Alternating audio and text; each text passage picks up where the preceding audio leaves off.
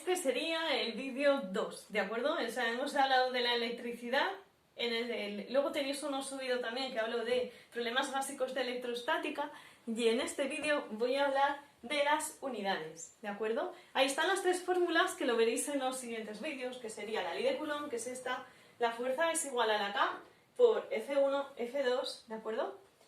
Caso 1, caso 2 y por distancia al cuadrado, donde caso 1 y caso 2 normalmente son las fuerzas del campo eléctrico que tenéis que calcular, y luego la K. La K hemos dicho que es la constante de permeabilidad normalmente del medio en el que estéis. Ya hay una gráfica que si queréis os la puedo poner con un PDF debajo de este vídeo, donde para poneros un ejemplo, la K en el vacío, que es la que normalmente vamos, si el problema o el examen no te dice nada, consideras que está en el vacío, o bien se lo preguntas al profesor.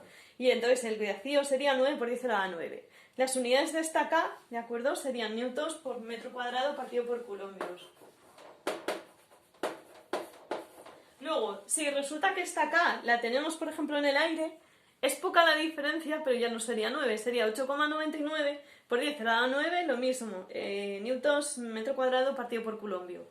Que está en el agua, pues ahí ya varía bastante. La K en el agua sería 1,11 por 10 elevado a 8, igual newtons por metro cuadrado partido por coulombio al cuadrado.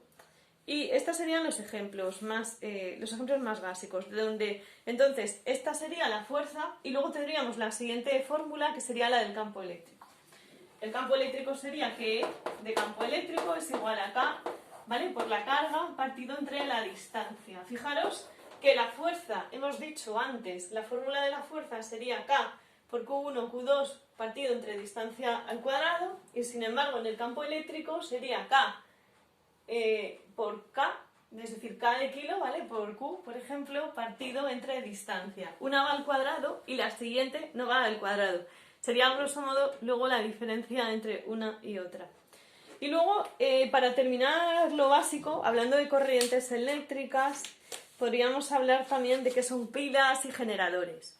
Entonces, nosotros tenemos que un generador origina pues lo que es en una diferencia entre dos puntos de un conductor, pues tendríamos una diferencia de cargas, ¿de acuerdo? Y gracias a esa diferencia de cargas se produce la electricidad, es decir, pasa la corriente. Luego podríamos hablar de pilas de voltaje, las diferentes formas de pilas, cómo está compuesta una pila, cuáles son los cátodos y los ánodos, es decir, las partes positivas y negativas.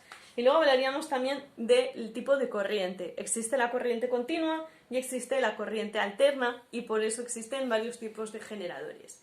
Sabéis, y si no os lo explico, que si hablamos de grandes instalaciones, de fábricas, o también vamos a hablar de elementos que consuman mucho, como puede ser un ascensor, todo esto lleva corriente trifásica, ¿de acuerdo?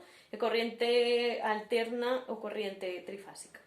Entonces la corriente continua es la que se produce por la diferencia de dos pilas, y luego la alterna es los electrodos que tenemos, ¿no?, que sería parte de la trifásica, no están fijos, ¿de acuerdo? Entonces por eso se utiliza para potencias más grandes.